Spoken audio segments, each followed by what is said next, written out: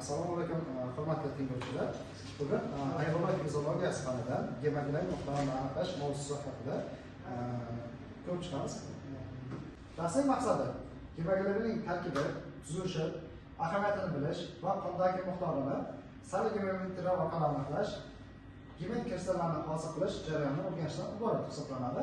Dars uchun kerakli hayvonlar, jihozlar va reaktivlar haqida tanishib chiqamiz.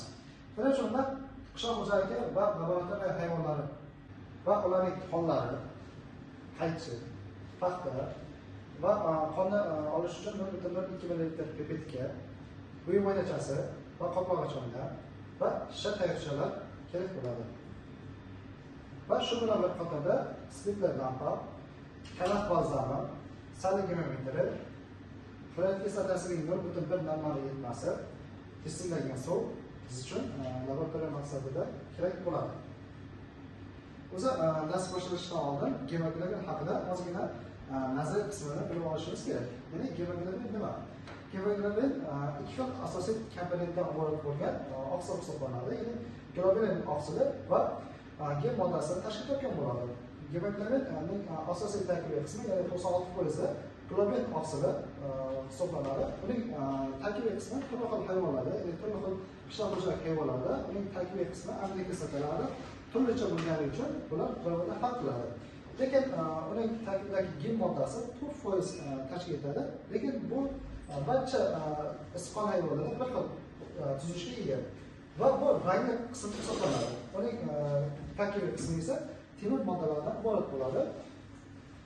Keyinchalik gemoglobinning eng asosiy fiziologik funksiyasi, vazifasi, ya'ni o'lkadagi kislorodni to'qima va hujayralarga yetkazib berish vazifasini bajaradi. Keyin temir qon tarkibini tashkil etadi. Gemoglobin tarkibidagi gem moddasi temir ionlaridan tashkil topgan hisoblanadi. Temir ionlari gem bilan globulin oqsillarni bir-biriga bog'lab turadi. Keyinchalik gemoglobinning yana bir turi oksidik gemoglobin hisoblanadi. Bu asosiy vazifasi, ya'ni to'g'ridan-to'g'ri kislorod bilan birikish natijasida oksidik gemoglobin hosil bo'ladi.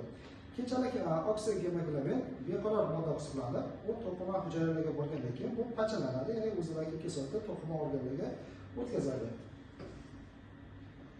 Keyinchalik bizga sal-geometriyaning tuzilishini o'rganib olishimiz kerak.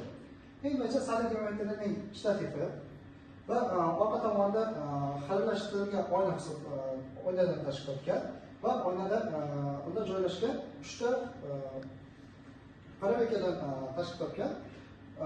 Geometriyaning ikkala tomondagi parabekalar 16.67% geometrik sulfat eritmasi bilan to'ldirilgan va qaymatlangan hisoblanadi. Va o'rta qismidagi parabeka esa bu tekshiruvchi hayvon qonidan olinadi va bu tekshirish uchun ishlatiladigan parabeka hisoblanadi. Ya'ni o'rtadagi bo'sh parabeka ikki darajada bo'lingan, ya'ni ikki xil darajasi bor. Birinchi daraja 100 g qondagi gemoglobinning gram hisobini, ikkinchisi esa gemoglobinning normaga nisbatan 100 ml qonda 16.67 gram miqdorda bo'lib, ya'ni 100% miqdorini ko'rsatadigan qism hisoblanadi.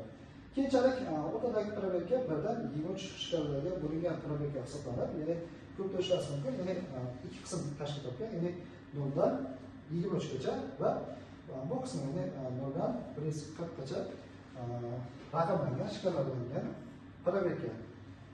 Keyinchalik gemoglobin miqdorini aniqlash, ya'ni laboratoriya qismiga o'tib boshlaymiz.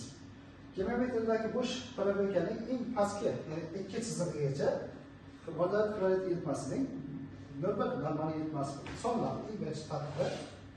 Keyinchalik tekshiruvchi hayvon qon chiqarilib, pipetkaga 0,2 ml qon olib, tezda parabekaga, ya'ni normal fluorid kislota eritmasining ustiga quyiladi va shisha tayoqcha bilan, ya'ni bu 0,2 ml pipetka hisoblanadi va bu tekshiruvchi o'rtadagi parabekaga solinadi va shisha tayoqcha bilan aralashtiriladi. Va kislota ta'sirida metrositlarning qobig'i parchalanadiki, uning tarkibidagi gemoglobin ajraladi va fluorid kislota bilan aralashib, to'q qurg'ur, ya'ni gemotin hosil qiladi. Ana shu eritma aralashma ustiga 3-5 daqiqadan so'ng, ya'ni bu aralashtirgandan so'ng 3 yoki bo'lmasa 5 daqiqa tutiladi va undan so'ng pipetka yordamida destillangan suvdan tomchilatib qo'shib shisha tayoqcha bilan aralashtiriladi. Bu holat qon eritmasining rangi standart eritmalar rangiga tenglashguncha davom ettiriladi. Qachonki sizlarda ikkala standart eritma bilan o'rtadagi tekshiruvchi qon eritmasining rangi bir xil bo'lgandan keyin bu jarayon to'xtatiladi va bu shikalarga e'tibor beriladi. Balki 15 yoki 16 shikalarga to'g'ri kelayotgan bo'lsa, bu formulaga qo'yiladi va tekshiruvchi qondagi takvidagi hemoglobin miqdori aniqlanadi.